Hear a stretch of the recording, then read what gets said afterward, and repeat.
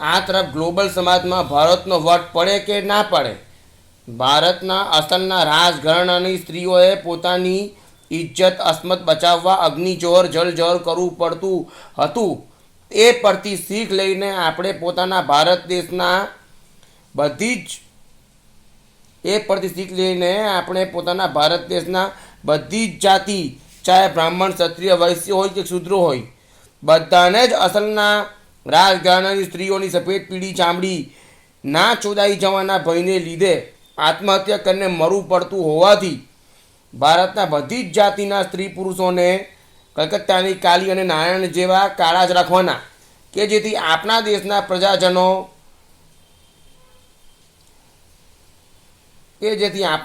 પ્રજાજનો આપણા પરિવારના લોકો સૂર્યદેવ કહે તેમ કોળવાળા ના રહે અને ચોદાવું ના પડે. અને ચોદાઈ પણ જાય તો કંઈ ફરક નહીં પડે. જેમ કલકત્તાની કાલી સુરતમાં કામદેવ થઈને ગજબ ઢાળે છે.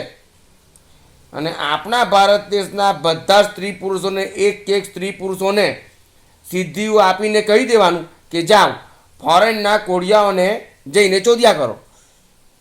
મારે સાંભળવું પડે છે કે ચીખલીથી ડાઉન માર્કેટ લોકો સિદ્ધિથી ઓસ્ટ્રેલિયા તારી બહેનના પરિવારને શોધવા જાય છે, કારણ કે એ ડાઉન માર્કેટ લોકોની જાતમાં સફેદ પીળા નહીં મળે. એ સફેદ પીળી ચામડીને લીધે જ અસલની રાજઘરાણાની સ્ત્રીઓએ અગ્નિજોહર કરીને આત્મહત્યા કરવી પડતી. આપણા દેશના પ્રજાજનોમાં સૂર્યદેવ કહે તેમ સફેદ પીળો કોડ રાખવો નહીં અને બધા જ પ્રજાજનોને સિદ્ધિઓથી યુક્ત રાખવા, કે જેથી આપણા દેશના પ્રજાજનો ફોરેનના કોળિયા શોધવા જઈ શકે.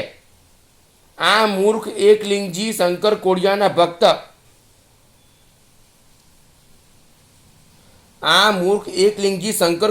ભક્ત મહારાવલ રતનસિંહે પોતાની પત્ની પદ્મિની આદિને કલકત્તાની કાલી જેવી કાળી રાખી મૂકવાની અને સિદ્ધિથી ખિલજીની માતૃભૂમિ અફઘાનિસ્તાન જઈને ખિલજીની ગોરી ચિટ્ટી અફઘાન સ્ત્રીઓને ચોદ્યા કરવાની હતી.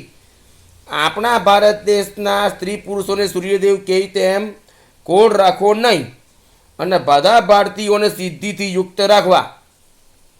આને કહેવાય દેશભક્તિ. મેં છું દેશભક્ત, પણ મારા દેશના લોકો મારું અપમાન કરે, મારા દેશના લોકો મને નીચો બતાવે, મારું બહુ અપમાન કરે, મારા દેશના લોકો મારું બહુ અપમાન કરે, મેં દેશભક્ત છું. ભારતની જમીનને ધિક્કાર છે કે મારો આટલો પ્રેમ કરવા છતાં ભારતની જમીનના લોકો મારું અપમાન કરે, મારો તિરસ્કાર કરે, મને બહુ દુઃખી કરે. ભારતના લોકો મારું અપમાન કરે, ભારતના લોકો મારું બહુ અપમાન કરે. મારા આટલો પ્રેમ હોવા છતાં ભારતના લોકો મને બહુ દુઃખી કરે.